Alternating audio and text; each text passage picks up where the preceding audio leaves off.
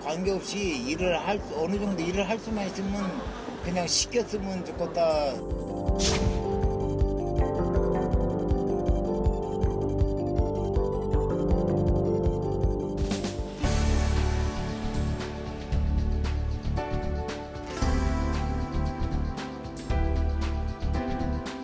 예, 말씀하세요. 예.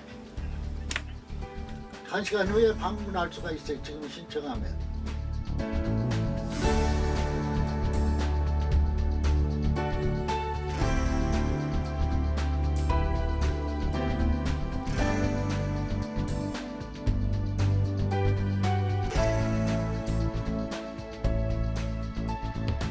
지금 한 50명이 나와야 되는데 현재 한 20여 분, 한 3분의 2는 줄은 것 같아요.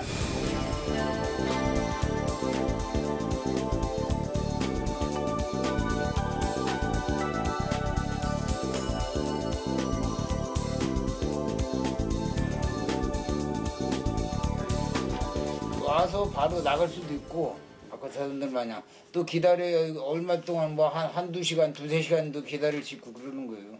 기대하는 마음은 항상 그렇죠. 일이 많았으면 하는 그런 마음이죠. 저녁 잠시. 예. 문자 확인 좀 하고. 예. 마포에서 발산. 예. 케이크야.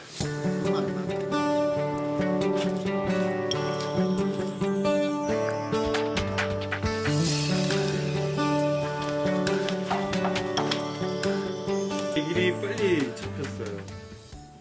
그렇다고 보야지. 예. 안 잡혔으면 더 기다려야 돼요. 뭐 한두 시간 기다릴 수도 있고 두세 시간 기다릴 수도 있어요. 없을 때는.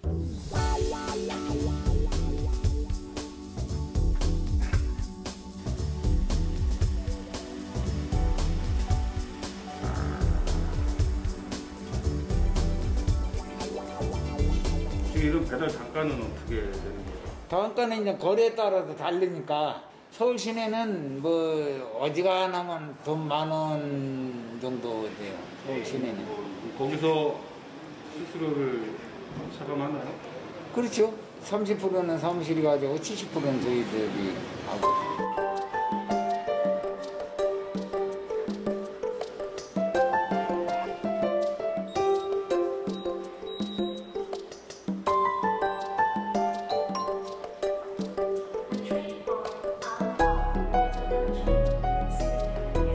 걷는 게 제일 힘들어. 걷는 게. 예를 들어 전철에서 내려가지고 한 20-30분씩 걷는 거리도 셌거든. 그게 제일 힘들어.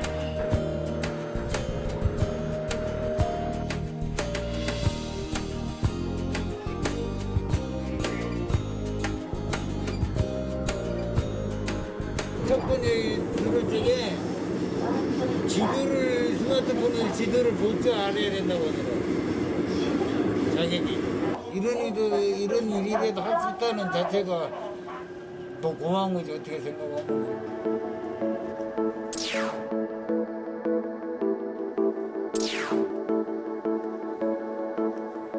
305동.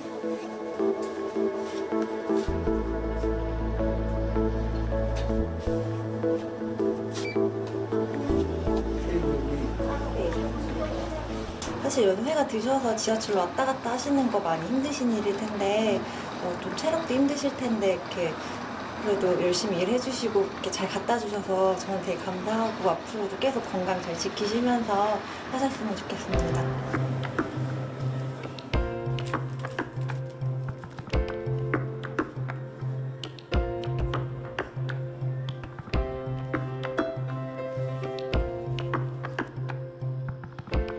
정말 바쁠 때는 5시 16분에 먹은 지가 제일 늦게 먹은 적 있네.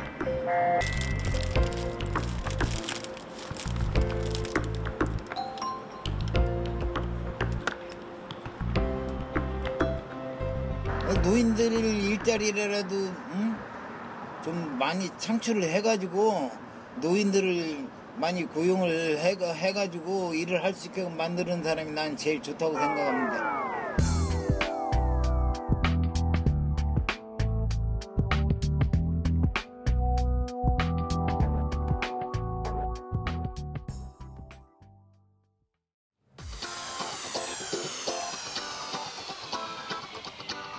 네, 올 2월에 60세 이상 고령 취업자들이 작년보다 57만 명 증가했다고 합니다. 방금 영상으로 만나본 정명창 씨처럼 일자리를 찾으신 어르신들이 참 많아졌다는 얘기죠? 예, 노인들을 위한 작은 일자리라도 더 만들어야 됩니다. 어르신들이 일자리를 많이 찾고 있거든요. 그래서 일자리가 늘어났다는 소식 반갑지만 그래도 하루 12시간 근무에 2만 원 정도의 수입이다. 생계주에 매우 부족할 것 같습니다. 노인 빈곤율이 얼마나 높습니까? 네. 턱없이 부족해 보이네요. 네, 그렇습니다. 저희 TV민생연구소가 준비한 특집이죠. 4.15 총선 특집 이 법이 필요하다. 네, 그래서 오늘 준비한 주제는 바로 노인 일자리입니다. 네. 예, 노인 일자리 문제 전문가 두 분 모시겠습니다. 내일 총선이 있는 날인데요. 노인 세대 어르신들 일자리 정책 어디가 잘 냈는지도 살펴보시는 기회가 되면 좋을 것 같습니다. 정부기관입니다. 한국노인인력개발원에서 노인들 일자리 문제를 연구하시는 분입니다. 노인인력개발원 연구조사센터의 박경아 센터장님 모셨습니다. 안녕하세요. 예, 센터 어서 오십시오. 네. 보건복지부 산하 준공공기관이죠. 네, 맞습니다. 예. 네. 그 다음에 우리 TV민생훈소의 심리상담으로 자주 나오시죠. 사회복지 전문가이시고 숭실 사이버대 기독상담 복지학과의 이호선 교수님 모셨습니다. 안녕하세요. 교수님 어서 반갑습니다. 오십시오. 고맙습니다. 예, 센터장님 먼저 여쭤보겠습니다. 요즘 100세 시대라고 하지 않습니까? 우리 사실 60대 선배님들만 봐도 거의 청춘처럼 다니시고 70대 초반들도 자기들이 노인이 아니시라 그러는데 그만큼 이제 젊게 일할 수 있는 분들이 많고 그런데 노인 어르신의 빈곤이 심각하니까 그래서 이분들이 일자리를 많이 찾는 거라고 봐야 되겠죠? 네. 지난해 저희들이 이제 참여 노인을 대상으로 한 실태 조사를 했었는데 일자리에 이제 주된 참여 이유를 물어보면 여쭤보면 이제 생계비를 확보하기 위해서다 이런 응답이 가장 높고 참여 이제 전후로도 경제적으로 참 보탬이 되었다 이런 응답률이 높습니다. 그래서 일자리 참여에 대한 다양한 욕구가 있겠지만 무엇보다 이제 경제적 욕구가 가장 크다고 볼 수가 있겠습니다. 네. 그러니까 청소년 시절에 알바하듯이 하시는 게 아니잖아요. 진짜 생계하고 경제적 이유 때문에 하신다는 거죠. 네, 그렇습니다. 교수님, 그런데 이 노인분들이 하실 수 있는 일이 아무래도 좀 제한적이다 보니까 일자리도 좀 찾기 힘드실 것 같은데 주로 하시는 일은 어떤 일인가요? 이제 주로 하시는 일을 말씀드리기 전에 내일이 저희가 또 총선이잖아요. 네네. 우리가 봇것 보는 것은 잊었지만 민주주의에 꽂힌 선거로 이제 우리가 봄을 대신한다 이렇게 생각을 할 텐데. 선거꽃을 보러 가자. 그렇죠. 근데 이제 우리가 선거와 관련해서 사실 우리가 누굴 뽑을 것인가 그거는 나를 누가 가장 대변해 주는가 이 네. 부분이 굉장히 중요한데 그래서 저는 노년에 관련된 관심이 늘 있는 사람이니까 이번에 공약과 관련해서 노인 일자리를 제가 이잡듯이 뒤졌습니다. 네. 그래서 제가 좀 잘 보려고 돋보기까지 좀 사봤는데 돋보기를 쓰고 봤는데도 불구하고 노년 일자리에 관련된 정책은 거의 없었어요.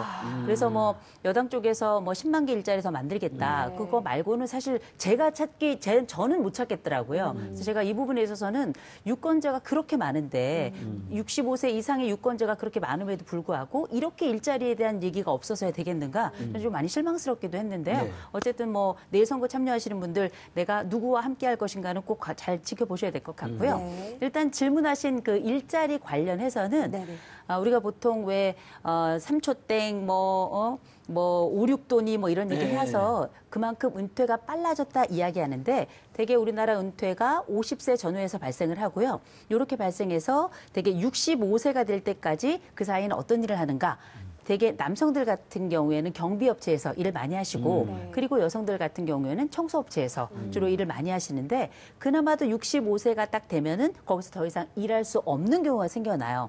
그런 경우는 대부분 그 이후에 정부에서 주관하는 민간 일자리보다는 정부에서 주관하는 이제 노인 일자리 사업에 참여하는 경우가 대부분이죠. 네, 그렇군요. 대표적인 게 우리 경비업과 청소업인데 안타깝습니다. 사실 굉장히 이제 우리 어르신들도 고등교육을 대부분 이수하신 분들도 많은데 역량에 비해서 일자리가 매칭도 안 되는 것 같기도 한데요. 아무튼 우리 이호선 교수님 노인들 위한 나라는 없다는 준엄한 말씀해 주셔서 네. 예, 센터장님. 근데 아까 말씀드린 것처럼 사실 용돈벌이가 아니잖아요. 정말 우리 노인 빈곤율이 심각한 나라에서 정말 생계와 그 경제적 이유 때문에 일을 하시는데 아까 우리 사례 전영창 선생님처럼 요런 일자리만 있다면 사실 어르신들 굉장히 고통스러울 것 같아요.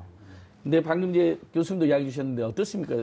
실제 일자리의 임금의 실태는 조사 결과 나와 있나요? 네, 통계청의 경제활동 인구 조사라는 게 있습니다. 네. 거기에서 이제 희망하시는 근로 형태를 여쭤보면 이제 시간제보다는 이제 전일제인데 요거는 이제 55세에서 79세의 이제 연령 구간을 두고 봤을 때 이제 그렇게 나타나고 있고요. 또 희망하는 급여 수준은 이제 100만 원에서 300만 원 사이가 한 70% 이제 위치하고 있고 또 150에서 300만 원 사이가 한 47%에 이릅니다. 거기가 제일 많네요. 예, 그래서 이제 좀 고령층이고 조금 젊은 그 고령층이 포함이 되면 아무래도 시간제보다는 전일제를 선호하는 경향이 있습니다. 네, 그렇군요. 자, 이 노인분들이 이렇게 희망하는 금액은 또 있는데 사실 그에 못 미치는 이런 비정규직 근로자들이 상당수라고 합니다. 그래서 저희가 좀 더 자세한 얘기를 나누기 위해서요. 이 노인 근로자이신 분과 전화 연결을 해보려고 합니다. 네, 조정진 선생님 전화 연결돼 있습니다. 선생님 안녕하세요. 네, 안녕하십니까. 네. 네, 선생님 반갑습니다. 네, 선생님, 저희가 잠깐 소개 좀 해드리고 싶은데 임시계약직 노인장의 줄임말인 임계장이라는 또 책을 쓰신 저자님이시기도 하시죠? 네. 네, 그렇습니다. 제가 그 책을 썼습니다. 네. 아, 예, 네, 그렇군요. 임계장 책 네. 제목이 좋습니다, 선생님. 네, 그렇습니다. 예. 자, 공기관에서 38년 동안 일하시다가 퇴직하시고 3년째 여러 회사에서 일을 하셨다고 얘기를 들었는데요. 주로 어떤 일들을 하셨나요? 네, 저는 그러니까 뭐 젊은이들이 그 피하는 일자리, 그러니까 젊은이들이 도저히 할 수 없는, 예, 그래서 노인들만이 할 수 있는 그런 일자리, 그러니까 좀 더럽고 위험한 그런 일자리를 주로 한 4년 동안 일을 했습니다. 네. 아, 네, 네. 그리고 방금 두 분 그 대담자께서 사실 제가 하고 싶은 얘기 대부분을 많이 해주셔서 정말 놀랐습니다. 예, 정말 감사드리는 마음으로 두 분 다 감사합니다. 네. 두 분께서 하시고 싶은 말씀 많이 해주셨대요. 네, 그러니까요. 선생님. 네, 예. 너무 많이 좀 해주셔서 제가 사실은 드릴 말씀이 별로 없을 정도입니다. 네. 네, 선생님 그런데 저희가 듣기로는 부당하게 해고당하는 일도 많으셨다고 얘기 들었어요. 네, 얘기 좀 해주세요. 그러니까 제가 뭐 불과 4년이라는 짧은 동안 그 시급 노동자로 일을 했는데 4번 해고를 당했어요. 그러니까 제가 아무리 성실하게 일을 해도 업무상으로 이게 부상을 당하거나 또 질병에 걸리면 이렇게 바로 해고를 이렇게 하더라고요. 제가 조금 자세히 말씀드리면 이게 버스 회사에서는 이렇게 몸이 뭐 업무상 부상 입었다고 다음날 해고, 그리고 뭐 경비원으로 근무할 때는 이렇게 화단에 물을 주는데 그 모습이 마음에 안 든다는 그런 기발한 이유로 또 해고를 당했고, 고층 빌딩에서 뭐 경비원으로 일할 때는 뭐 근무 중에 뭐 본부장 사모님 차에 호루라기를 불었다, 이런 뭐 이유로 또 해고를 믿지 않겠지만 실제 그랬습니다. 그리고 역시 그 고속버스 터미널에서도 몸이 아파서 쓰러지니까 병원에 입원한 다음날 전화로 당신 해고되었습니다 이렇게 통보를 했어요. 예, 네. 예, 선생님 너무 억울하고 안타까운데요. 사실 정말 생계와 경제적 이유로 일하신 분들 저렇게 쉽게 해고하면 안 되잖아요. 아, 네. 근데도 이렇게 어르신들 그리고 우리 노인 세대 노동자들에 대해서 이렇게 함부로 해고하는 인식은 어디서 발생했을까요? 그러니까 이 고령에 그렇게 나이 든 노인 노동자들에 대한 그 선입관과 편견이 아직 좀 많이 남아 있어요. 예, 제 경험을 말씀드리면은 이 나이를 든 그 노인 노동자들이 그 병에 걸리지 않습니까? 업무상 질병에. 그러면 일본에서 이것을 노환이라고 그래요. 노환이라고. 예. 예, 또 그리고 이제 추운 겨울에 춥다고 이렇게 좀 방한 옷을 달라고 그러면 노인도 추위를 탑니까? 이렇게 물어요. 아이고. 또 뭐 미세먼지가 많아서 좀 마스크를 달라고 했더니 다 늙은 노인이 얼마나 더 살라고 그러냐, 이런 대답을 버젓이해요. 이것은 일을 하려는 노인들이 많다 보니까 이게 노인들을 뭐 고다다 인력 이런 표현을 써요. 이 말은 이제 뭐 고르기 쉽고 또 다루기 쉽고 자루기 쉽다 이제 이런 표현인데 이게 노인 인력이 참 서러운 그런 이름입니다. 네. 야, 고다자라는 신조 우리 어르신들이 가슴 아픈 말씀까지 해주셨네요. 네, 얘기 들으니까 저희도 막 너무 속상하네요. 선생님, 그럼 이 책 얘기도 그럼 혹시 경험담을 써놓으신 건지, 그리고 임계장을 왜 제목으로 이렇게 쓰셨는지도 궁금하네요. 그러니까 이거 임계장은 뭐 아까 말씀드린 대로 뭐 임시계약직 노인장이다 그런 얘기인데 주로 그 임계장들을 주로 그 노인들을 주로 고용하는 영역회사에서 이렇게 뭐 다루기 쉽고 자르기 쉽다는 그런 뉘앙스에서 임시계약직 노인장을 다 임계장애라고 그렇게 지금 부르는 것 같습니다. 네. 참 슬픈 제목입니다. 네. 근데 이렇게 아까 말씀하셨는데 뭐 퇴직하고 3년째 지금 이제 계속 일을 하고 계신데 그 과정에서 또 여러 가지 지병도 얻으셨다고요? 네. 제가 그 일했던 곳은 주로 지하, 주로 땅 밑이었어요. 근데 그 하루 10시간 이상을 그 지하에서 배기가스를 마시면서 일을 했어요. 예, 그러다가 이제 척추 감염이라는 그런 질병에 걸렸고 이제 또 해고를 당했는데, 제가 이렇게 짧은 시간에 자세한 말씀 드릴 수 없지만, 이런 억울한 사정은 이게 저 혼자만의 이야기는 아닙니다. 노인 노동자 대부분이 저하고 비슷한 처지에 지금 놓여 있어요. 제가 이것을 좀 알리고 싶어서, 제가 임계장 이야기라는 제목으로 책을 쓰게 되었고요. 네. 이건 사실 노인 노동자들의 절박한 외침이라, 그렇게 좀, 그런 마음에서 책을 썼습니다. 네. 예, 선생님 아주 좋은 책도 쓰셨고 오늘 방송 출연도 그래서 잘해주셨습니다. 마지막으로 우리 어르신들 일자리 문제와 관련해서 한 말씀 부탁드릴게요. 네, 짧게 말씀드리겠습니다. 네. 노인 일자리 그 산술적 개수를 늘리는 게 중요한 게 아닙니다. 예, 그 일터도 노인들의 일터도 노인의 일터에 앞서서 사람의 일터입니다. 그런 일터가 들짐승 일터와 별반 다를 것이 없다면 그것은 좀 참혹한 일입니다. 예, 많은 사람들의 그 따뜻한 시선이 좀 있다면 노인 근로자들의 여건은 내일이라도 개선될 수 있다는 그런 기대를 가지고 있습니다. 네. 네. 예, 선생님. 네. 오늘 시간 내서 인터뷰해 주셔서 감사합니다. 네, 고맙습니다. 예, 선생님. 예, 관심에 감사드립니다. 감사합니다. 네. 예. 교수님 방금 말씀하신 것처럼 우리 어르신들은 생존이고 생계인데 용돈이나 번다고 어떤 시연이 했다잖아요. 그런 거라든지. 그다음에 하는 일이 힘들다. 3D 업종 비슷한 이야기도 하셨잖아요. 이게 선생님들이 이게 가능할까요? 어떻습니까? 예. 그러니까 이게 임계장이라는 말씀에 저는 굉장히 공감이 됐어요. 네. 그게 임시계약직 노인장. 이걸 네. 줄여가지고 임계장이라고 하신 건데 이건 우리가 볼 때 계장이라고 하는 직급이 사실 지금 거의 쓰지 않는 직업인데 옛날 우리 어르신들이 한참 성장기를 구가할 때 많이 있던 그 직책 중에 하나가 계장이잖아요. 계장님, 항상 어쩌면 있었지, 그 기억은 중간관리자이자 굉장히 승진을 앞두고 그리고 열심히 달려야 하는 그 상황이 우리가 임계장이라고 해야 될 텐데 실제 어르신들은 그 승진의 자리만큼 대접을 받고 있는가? 절대 그렇지 않습니다. 실제 우리가 말씀드렸던 3D라고 하는 게 위험하기도 하고요. 또 지저분하기도 하고 사실은 우리가 그 자리에 함께 하고 싶지 않은 직업을 모아서 3D라고 이야기를 하는데 거기에 굉장히 낮은 임금에 또 위험을 충분히 감수해야 될 만큼 말씀하신 것처럼 일하는 내내 해고를 당했는데 그 사이에 계속 질병이 끼어 있는 걸 우리가 확인을 했잖아요. 막상 어르신들이 하고 계신 일들을 살펴보세요. 고개를 숙이면 먼지가 들어오고요.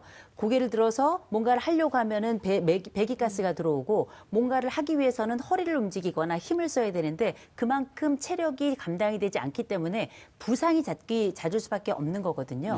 우리가 지금 노인들을 대상으로 한 공공 일자리가 굉장히 수월한 일이다 이렇게 이야기하시지만 그 가운데 쉬운 일도 있는데 쉽지 않은 일이 보이지 않는 쉽지 않은 일도 굉장히 많습니다. 그래서 실제 청년들이 하기 어려운 일을 사실상 사회 음지 또 그늘진 곳까지 찾아가서 그 일을 지금 아주 낮은 임금에 굉장히 좋지 않은 환경 속에서 어르신들이 하고 계신다는 거 그건 아주 확연한 사실이죠. 네, 그렇군요. 센터장님 지금 이 60대 이상의 노인분들은 아무래도 이 비정규직 일자리가 많고요. 그러다 보니까 비정규직 노인 노동자들을 위한 뭔가 특별한 그 해결 방법이 필요할 것 같은데 뭐가 있을까요? 네, 이게 비정규직 문제는 고령자만의 문제는 아니라고 생각합니다. 이제 고용주가 비용을 절감하는 그런 이제 고용 전략일 수 있는데 어쨌든 노동시장 정책에서는 그 고령자의 그 처우를 개선하거나 고용 차별을 받지 않도록 이런 이제 조치들을 강화하는 게 필요하다고 보고요. 이제 정부 재정 일자리로 좀 들어가 보면 이제 취업형과 민간형 중에 취업형과 창업형 같은 그런 사업들이 있습니다. 이런 사업들은 이제 취업 알선을 해준다든지 시니어 인턴십이라고 해서 인턴 과정을 거쳐서 고용주가 고용을 할 수 있도록 이렇게 하는 사업인데 이런 사업들은 좀 더 고용주에게 좀 이익이 될 수 있는 그런 이제 장려금을 지원한다든지 아니면 좀 취업 훈련에 대한 부담이 큽니다. 이런 취업 훈련을 좀 정부 시책으로 이렇게 적절한 직업 훈련을 통해서 사업주에서 원하는 그런 인력을 연계할 수 있도록 이런 정책들이 강화될 필요가 있다고 봅니다. 네, 그리고 그렇군요. 자, 4.15 총선 특집 이 법이 필요하다. 저희가 총선 특집으로 보내드리고 있는데요. 자, 국회에 바라는 노인들의 일자리 저희가 노인들께 직접 여쭤봤습니다. 여러분 함께 보시죠. 스트레이트 치겠습니다. 하나, 둘, 셋.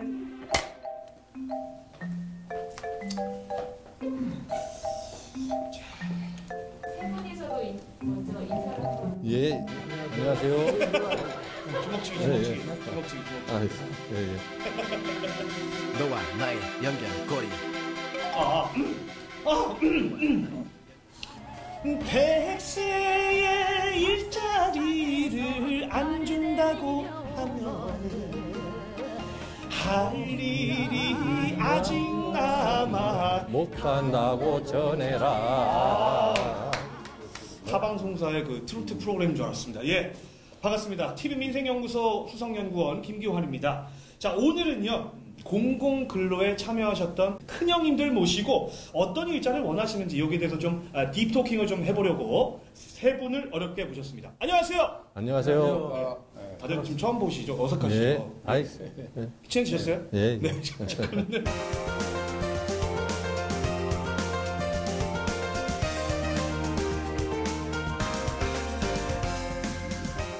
제비 일지를 직접 이렇게 쓰신다고 저희 예. 좀 전에 들었거든요. 예. 정확히 무슨 일을 하시는 건지. 우리가 서울시에 있는 제비 생태계를 지금 조사를 하고 있습니다. 우리나라의 분포도를 제비의 분포도를 만드는 건데 이게 참 지금 맨 처음에는 저도 서울에서 제비가 있으랴 그랬어요. 그러니까요. 예, 제비가 없는 줄 알았어요, 서울에. 그래서 처음에 나갈 때는 저도 참 의아했는데 실질적으로 가보면은 제비가 많이 있어요. 아, 그래요? 예. 제비가 많이 있기 때문에 우리가 이제 이것을 모니터링을 해요. 제비집을 발견을 해가지고 예. 주소하고 제비집을 찍어가지고 네. 그놈을 모니터링해서 그것이 올해 이제 제비가 거기서 몇 마리가 알에서 깨어갖고 몇 마리가 나갔는가 그걸 모니터링을 해놓고. 예. 아니 그러면 원래 하시던 일이 뭐 이렇게 조류 협회나 뭐 아니죠, 그건 아니죠. 그런 건 아니고요. 원래 새를 좋아하셨나요? 아니죠. 그것도 아니에요. 네. 저희 어머니가 61년생이신데 내년 9월에 이제 정년퇴직을 앞두고 계세요. 아, 예. 그래서 어머니랑도 제가 요즘에 코로나 때문에 저도 집에 있는 시간이 좀 많다 보니까 예. 이런저런 얘기를 많이 하는데 어머니께서도 하는 얘기가 아들, 엄마 정년퇴직하면 뭐 하면 좋겠어? 라고 저한테 많이 물어보세요. 어려움을 느끼시는 것 같아요. 무슨 일을 해야 되는지에 대해서. 아, 그렇죠. 처음에 그 길을 몰라요, 루트를. 이 일자리를 찾아가는 그 길이 참 우리나라는 애매모호합니다. 거기에다가 지금 현재는 코로나 때문에 이것도 저것도 아니잖아요. 이제 모든 것이 다 올 수도 있잖아요. 나이 들어가지고서는 사실 그래요. 이게 그런 게 무언가를 좀 하고 싶은데 일자리가 없는 거. 그게 제일 애석하고, 그게 제일 애석하고, 또 하고 싶어도 또 일 못하는 사람도 많거든. 무언가를 좀 하고 싶은 사람한테 일자리를 뭘 좀 만들어 줬으면.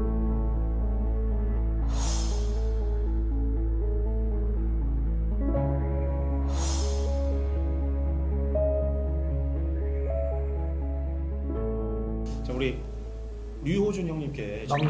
네, 막둥이십니까? 주변 분들 이렇게 보시면 아무래도 공공일자리에 지금 종사하고 계신 분들이 좀 많은 게 사실이죠. 네, 그렇습니다. 왜 그렇다고 보시나요? 일이 좀 편하고 또 그런 일을 할 때 사고가 나더라도 어느 정도 그 보장이 자기 신변에 대한 그 보장이 되니까 정말 마음 놓고 이제 근무를 할 수 있는 거죠. 공공일자리의 경우에 이런 점이 좀 보완됐으면 좋겠다 하는 게 있을까요? 이거는요, 지금 정부 관계자분들이 다 보고 계시거든요. 저희 방송이 굉장히 인기가 많습니다. 지금 이 자리를 빌려서 확실하게 그 호소를 하셔야지 이게 바로 또 이제 반영이 된다거나 이런 또 이 나비 효과를 불러일으킬 수가 있거든요. 그렇기 때문에 그냥 가감 없이 바로 그냥 얘기해 주시면 감사하겠습니다. 욕만 안 하시면 됩니다. 100세 인생 이모작이나 이런 것이 지금 많이 하고 있는데 이런 데를 좀 더 과감하게 좀 더 지원을 해줘가지고 일자리를 많이 창출을 한다면은 우리가 집에서 있는 사람들하고 우리 나가서 일하는 사람들하고 보면은 건강도 다릅니다. 그럼 우리나라의 재산이에요, 이게. 그렇기 때문에 저는 일자리를 주고 정부에서도 이익을 얻고 우리도 이익을 얻고 그것을 서로 국가를 위해서도 나는 좋지 않나, 나는 그렇게 생각합니다.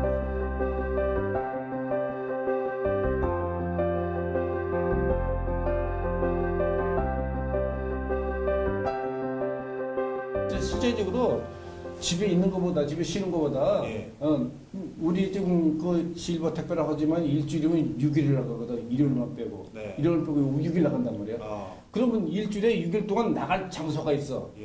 뭔가를 해가지고 그래도 일에 나가서 일할 수 있는 그런 걸 있었으면 좋겠다는 그런 거지. 다른 건 없어요. 노인이 돼도 역시 그 무한 경쟁 시대에 산다. 이 얘기는 뭐냐 하면 기술 같은 거 있는 분들은 계속 뭐 자기 기술 같은 거 하겠죠. 하면 되는데 되고 또 이렇게 몸으로 때우는 것은 적고 나이가 들어도 역시 무한 경쟁 시대니까 자기가 나름대로 살 길을 찾아야 되겠다. 뭐 이런 게 있습니다. 그 말씀이 좀 왜 이렇게 와닿는지 모르겠습니다. 예리하죠. 예, 너무 예리하죠. 본인 입으로 이렇게 예리하시다. 예리하십니다. 내일 우리 소중한 한 표 한 표로 새 일꾼들이 뽑힐 텐데 당선될 그런 국회의원분들에게 좀 이런 정책 좀 만들어 달라. 강력하게 한번 어필할 시간 드릴게요. 그 꼭 나라를 위해서라기보다는 우리 젊은 세대를 위해서 앞으로는 실업자 없는 사회를 만들어 주셨으면 감사하겠습니다. 예. 감동 받았어요. 예. 진짜. 사실 맞아요. 이런 뭐 관련 기사들 같은 거 이렇게 보잖아요. 예. 댓글에 이 세대 간 갈등 양상이 점점 더 심해져요. 제가 그거 볼 때마다 되게 마음이 아프거든요. 네, 잘 들으셨죠? 자, 오늘 이렇게 새 형님들과 함께 어르신들 일자리에 대한 이야기 좀 나눠봤는데 이런 이야기들 잘 참고해서 앞으로 새롭게 구성될 제21대 국회에서는 형님들을 위한, 누님들을 위한 또 아울러서 저희 젊은 세대들을 위한 일자리가 많이 만들어지길 바라겠습니다. 자, 세 분 오늘 귀한 시간 내주셔서 너무 감사드립니다. 감사합니다. 예, 저기 보시고 인사 한번 하시죠. 파이팅! 감사합니다. 형님들 최고예요, 최고. I don't wanna be your hero. I don't wanna be a big man. I just wanna fight with everyone else. Your masquerade. I don't wanna be a part of your. 예, 김기한 연구원 또 수고하셨는데요. 이 교수님 보시면 저는 어르신들이 정말 건강한 일자리에 대한 또 노동에 대한 건강한 열망이 넘쳐난다는 게 느껴지거든요. 근데 이게 공공 일자리든 민간 일자리든 그걸 안 받쳐주고 있으니까 되게 아쉬운 이야기를 많이 해주셨단 말이에요. 여러 제안도. 어떻게 이 어르신들 일자리 정책 어떻게 보완해 나가면 좋을까요? 네. 사실 일자리라는 게 정말 풀기 어려운 매듭이라고 누구든지 다 알고 있잖아요. 근데 한 가지 분명한 건 방향은 확실합니다. 첫째, 양 늘려야 되고요. 지금 어르신들 일자리가 뭐 많으니 적으니 청년하고 대비가 되느니 안 되느니 하지만 청년도 늘려야 되고요. 당연히 노년도 늘 생계 앞에 서 있기 때문에 그 지점에서 양적 증가는 뭐 당연한 겁니다. 또 한 가지 이 노년기 일자리와 관련해서 우리가 대부분 보면 그게 민간형 일자리든 아니면 공공 일자리든 상관없이 굉장히 낮은 급여에 또 형편없는 일의 질을 가지고 있기 때문에 질을 향상시키는데 이 일자리의 질을 향상시키는 가장 중요한 방법 중에 하나는 사실 우리가 65세 되기 전, 퇴직하기 전, 50대에서 60대로 넘어가기 전에는 평생 스펙을 만들며 살아요. 그리고 그 스펙에 따라서 우리는 취업도 하고 승진도 하는데 나이가 들면서 스펙은 완전히 다 사라져 버립니다.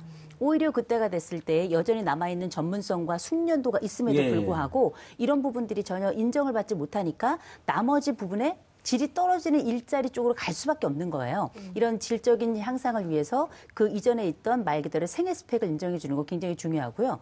또 한 가지는 일자리가 있지만 홍보가 안 되는 부분도 꽤 있어요. 예. 이를테면 우리가 일상생활용품이라든지 아니면 자판기 사업 같은 경우에는 65세 이상 된 분들에게 우선권이 주어집니다. 네. 근데 아마 모르는 분들이 많을 거예요. 일본에 가면 한 2m에 하나 정도 자판기가 있잖아요. 자판기 천국인 이유는 개인이 많이 하기도 하지만 어르신들이 굉장히 이걸 일종의 부수입으로 때로는 주수입으로 많이 사용하고 있기 때문이거든요. 마지막 하나가 있다면 우리가 일자리를 첫째, 이게 취미가 아니에요. 어르신들에게 결코 취미가 아닙니다. 그러니까요. 예. 소일거리 아니고요. 두 번째, 완벽한 생계고요. 예. 세 번째는 일다운 일인 이분들에게 소속감과 생애 만족도를 높입니다.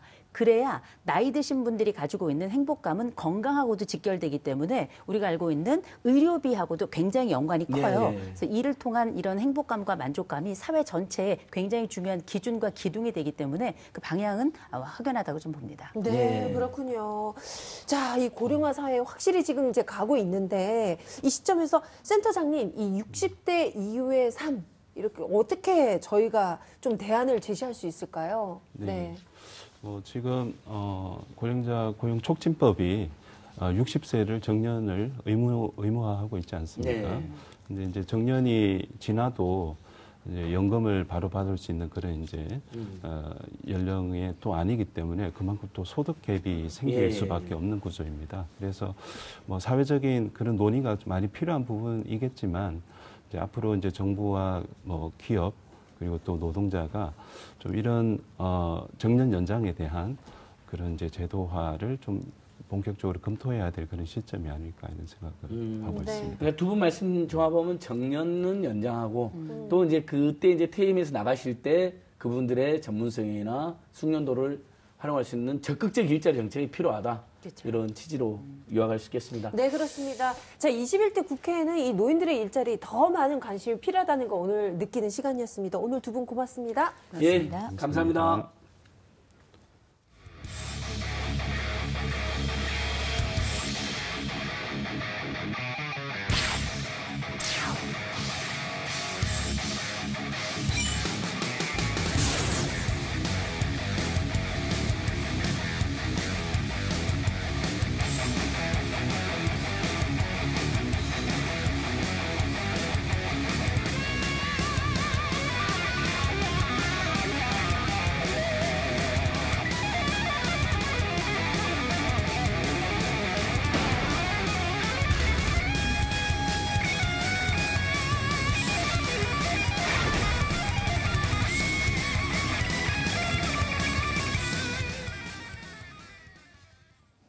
네, 21대 총선이 하루 앞으로 다가왔습니다. 자, 내일 누가 21대 국회를 이끌어가게 될지 참 궁금해지는데요. 그래서 저희가 내일 투표하러 가실 시청자분들을 위해서 D-1일 총선 정리 시간을 가져보겠습니다. 한 분 모셨는데요. 시사평론가이신 고현준 평론가님 나오셨어요. 안녕하세요. 안녕하세요. 예, 고평론가님. 명절 때만 저희 방송 나서 명절남 별명 내는데 네. 투표도 명절이잖아요. 맞아요. 그렇죠. 우리 주권자들의 명절, 우리가 주인이라는 걸 다시 한번 깨닫는 명절인데 사전 투표율도 마침 정말 예상할 경우 높았어요. 평론가님은 어떻게 보셨어요? 이렇게 높았을까? 사전 투표가 이제 도입된 게 2014년부터인데 뭐 유례 없이 높았어요. 27%까지 이번에 기록을 했잖아요. 그러니까 결과적으로 한 두 가지 이유가 있었던 것 같아요. 첫 번째 이유는 우리나라뿐만 아니라 전 세계를 뒤덮고 있는 코로나죠.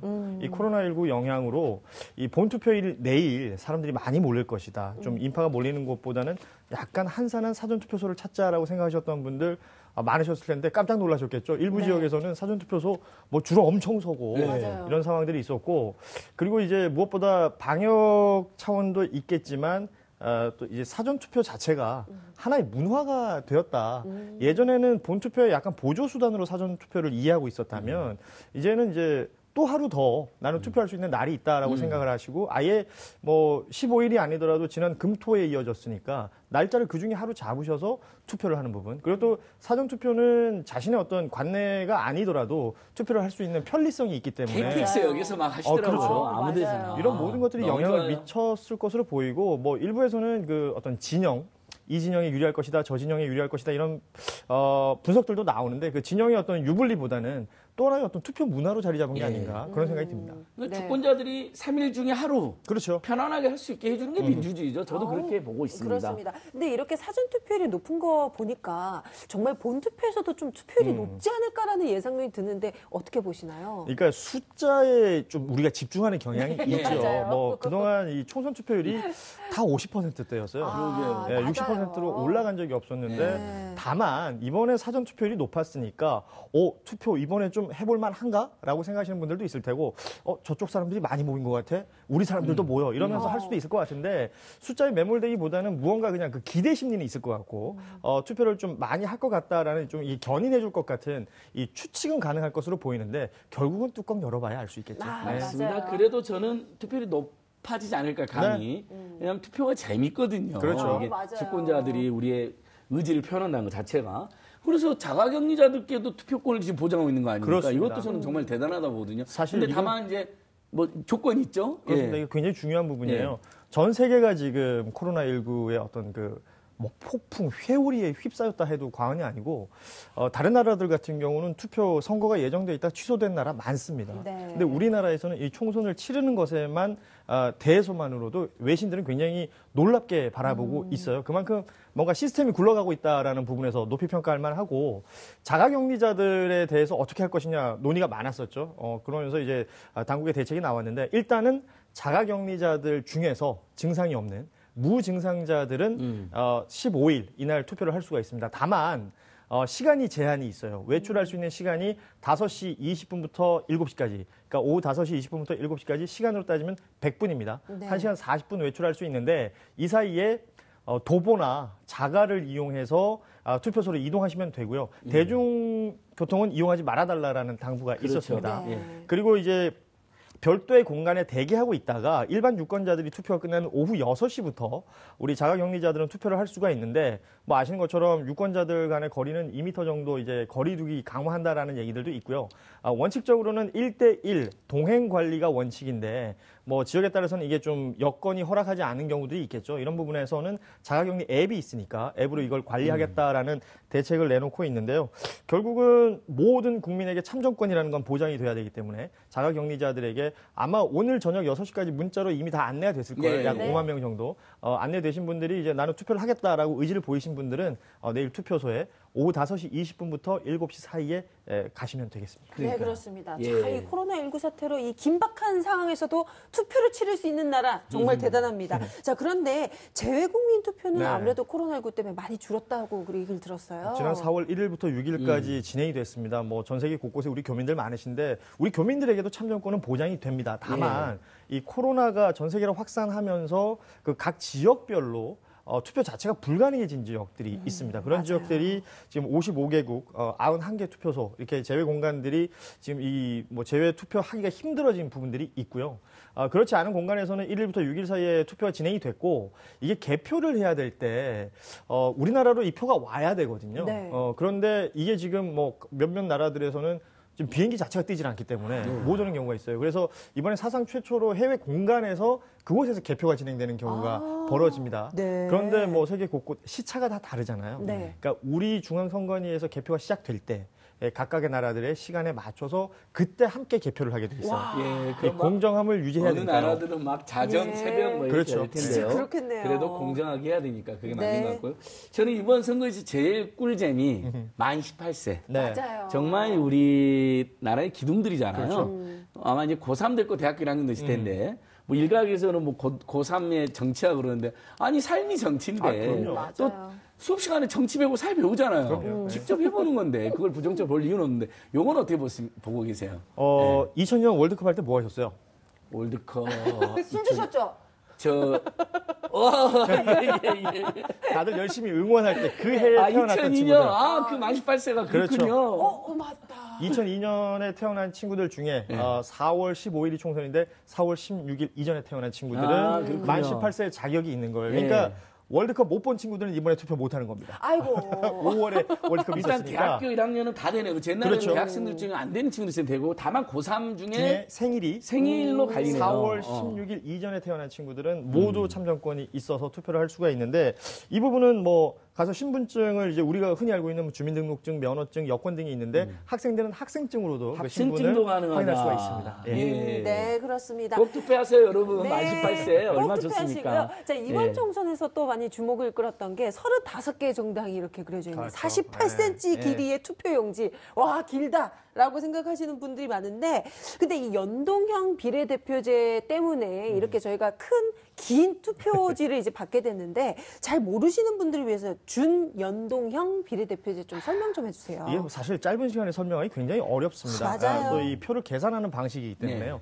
우리나라 이 국회에는 300석의 의석이 그렇죠, 있습니다. 300석. 이 중에 지역구가 153석이고요. 네. 비례대표가 47석 이렇게 나누어져 있어요.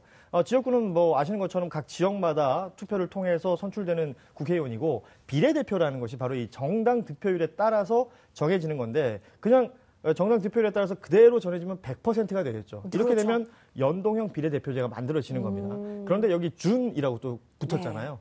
준이라는 건 100% 모두 정당 득표율을 인정하는 게 아니라 그중에 절반, 50%만 인정하겠다라는 것인데 이번에는 특히 그 47석 비례대표 중에 30석에 대해서는 소위 말하는 캡이 씌워져 있어요. 네. 제한이 씌워져 있어서 이 30석은 캡이 적용된 준연동형 비례대표제가 진행이 되고 남아있는 17석에 대해서는 병립형 이 비례대표제가 진행이 돼서 계산이 다소 복잡해집니다만 그러네요. 투표소 가셔서 지역구 의원, 뭐 정당 사람 있는 거 찍으시고 그리고 이제 비례대표는 말씀하신 48cm 되는 그 긴 종이에 보면 1번, 2번은 이번에 없습니다. 3번부터 시작되는 그 비례대표 용지 중에 내가 지지하는 정당을 찍으시면 되는 건데 네. 잘 살펴보시고 찍으시면 되겠습니다. 네. 네. 1번, 2번이 없다는 말씀이 굉장히 중요합니다. 그걸 많이들 헷갈려 하신다고 네. 맞아요. 하더라고요. 그다음에 어쨌든 정당이 너무 늘어나가지고 부정적으로 부분도 있지만 그만큼 다양한 민주사회에서 그렇죠. 다양한 정책 이슈를 다루는 정당들이 났기 때문에 유심히 살펴보면 각자에 맞는 정당이 있을 거 아닌가요? 그런 점은 또 저는 장점이라고 생각합니다. 네. 마지막으로 평론가님. 네. 이 지금 투표장에서 꼭 지켜야 될 거. 그렇죠. 뭐 코로나19 관련도 있고 또 선거법 관련 것도 있잖아요. 그렇습니다. 네, 안내 한번 해주십시오. 일단은 투표소 가실 때 반드시 신분증 가져가셔야 되는 건 아실 텐데 이번 코로나19 전국에서는 마스크도 필수품입니다. 네. 마스크 착용이 된 사람 신분증이 확인이 되면 손 소독을 하게 됩니다. 손 소독하고 나면 위생 장갑, 일회용 비닐 장갑을 주게 되는데 이걸 착용하시고요. 이제 신분 확인을 할 때 잠시 마스크를 내렸다가 올린 다음에 예전에는 이제 지문으로 체크를 했었는데 이제는 서명을 하게 돼 있습니다. 지문은 또 이제 손이 닿을 수 있는 부분이니까요. 네. 그러고 나서 확인하시고 기표장 들어가셔서 기표하시면 되는데요. 나오실 때 이 사용했던 위생 장갑을 현장에 수거함이 있어요. 반드시 그곳에서 처리를 하고 현장을 떠나시면 되겠고요. 이게 뭐 도장을 이렇게 찍어서 접으면 뭐 다시 찍히는 것 아니냐, 또 여기 찍으면 어떻게 되냐, 저렇게 찍히면 어떻게 되냐, 뭐 다양한 생각하시는데 편안하게 찍으시고요. 약간씩 그 밀려나는 거나 이런 것들은 이번에 비례대표는 그 수개표를 해요. 예. 사람이 일일이 직접 보기 때문에 상식적인 선안에서 충분히 해결될 수 있으니까. 그러니까 살짝 묻어도 다 그렇습니다. 그건 다 유효하다면서요. 너무 예. 부담 가지 않으시고 자신의 어떤 소중한 권리를 행사하시면 되겠습니다. 네, 그렇습니다. 그 비닐 장갑이 너무 환경 파괴다 그래서 집에서 장갑을 준비해 가신 분들은 그 장갑을 끼면 그건 인정해 준다고 하더라고요. 그렇습니다. 예. 그 꿀팁이 돌더라고요. 그리고 인증샷 얘기 많이 하는데 예. 장갑 벗고 손에 도장 찍으시는 분들 있어요. 이게 또 방역 당국에서는 그러니까 하지 말아야 하는 끼지 일이라고 말라고, 하니까 뱉지 이것도 말라고. 좀 주의하시고 그 투표하고 나면 확인증 주거든요. 거기 인증샷 많이 찍으시면 네, 될 것 같습니다. 그렇습니다. 예, 저희가 우리 중요한 날에만 나오시는 명절남 그러니까 명절 특집. 네. 집권자 특집. 네, 고평강님 그렇습니다. 고맙습니다. 네, 고맙습니다. 네. 그동안 우리 TV민생연구소에서 지난 2주 동안 4.15 총선 특집 위법이 꼭 필요하다를 준비했습니다. 정말 대한민국을 사랑하는 많은 사회학자들이나 서민들이나 여성, 노동자들의 이야기를 담아봤는데요. 물론 모든 분들의 이야기를 다 다루지 못했습니다만 TV민생연구소가 이렇게 다룬 정책들, 이슈들이 내일 총선에서 우리 국민들의 판단에 작은 도움이라도 됐길 바라고요. 네. 예, 꼭 투표해 주실 것을 당부드립니다. 그렇습니다. 내일 꼭 투표하시고요. 그리고 TBS에서 오후 5시부터 저희가 또 개표 방송을 합니다. 김어준 씨가 어머나 진행을 세상에. 해서 어머나 벌써부터 세상에. 화제가 되고 있어요. 네, 그렇습니다. 근데 왜 여러분. 저하고 고현주 평론가를 안 부른지 모르겠어요. 네, 그렇습니다. 네, 다음에 저희를 불러주세요. 네, 저희 TBS와 내일도 같이 해주세요. 여기는 TV TV 인생 연구소였습니다. 연구소였습니다.